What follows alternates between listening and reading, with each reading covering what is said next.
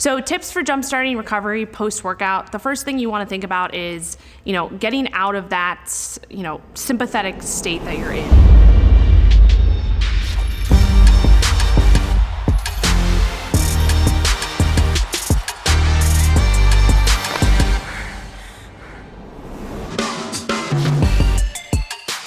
When you're in a workout, your adrenaline's high, you're in that kind of fight or flight mode, and in order to start the recovery process, we need to get you out of that mode and more into your parasympathetic rest and digest mode.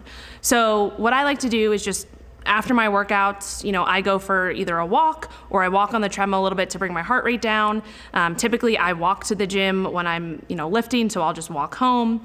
And then getting a post-workout meal in is going to be important.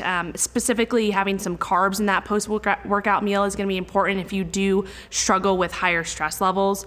So the reason for that is because we know that having some carbs can actually boost insulin, and insulin is an opposing hormone to cortisol. And when you increase insulin, it actually can help blunt cortisol. So if you're someone who is highly stressed, maybe you know that you have elevated cortisol levels, consuming some carbs post-workout can help with kind of kickstarting that recovery, kickstarting you back into that, rest and digest mode. Another thing to think about too, though, is that you don't want to consume that, post-workout meal immediately after you work out, because you're still going to be in that sympathetic state. And that is the flight or fight mode, right? There's a reason why the parasympathetic state is called the rest and digest mode, because if you consume food right after your workout and you're still kind of amped up, you're not going to be digesting that food as well as if you let yourself kind of calm down and get into that parasympathetic state.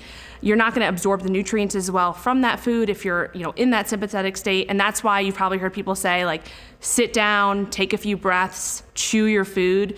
If you do that, you'll be able to digest the nutrients that you're actually consuming a lot better and absorb them a lot better. So that's another tip to just make sure that you're optimizing recovery. Just make sure that you're not, all over the place when you're eating. You're calm, and that's gonna, make sure that you're actually absorbing the nutrients that you're consuming.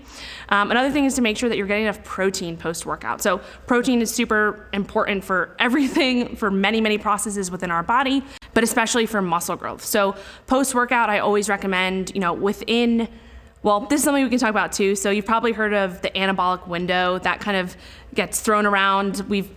I feel like we've debunked it recently over the last few years. People are realizing that there was a little bit of a marketing gimmick there. So the anabolic window just stands for the amount of time that you should be consuming food after your workout to make sure that you're keeping your gains, right? Talking about the anabolic window, you just want to make sure that you at least get a good meal that has a good source of protein in it, has enough nutrients in it, within, I would say, like 2 to 3 to 4 hours post-workout if your goal is to optimize your muscle growth, right, and optimize recovery.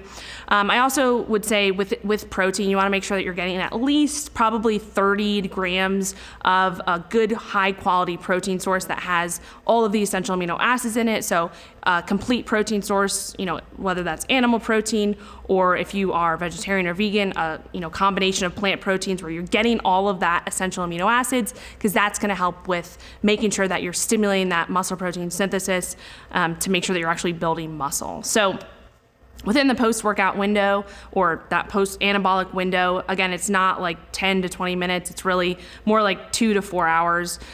So just kind of think about that. Those are going to be like the biggest things that matter for recovery in terms of post-workout, but then also thinking about just recovery in general, like throughout the rest of the day, throughout the night, that all is going to play a role, right? So it's not just like what's happening post-workout, but it's also what's happening throughout the rest of your day. So making sure that your overall stress levels are managed, right? You have good stress management techniques in place.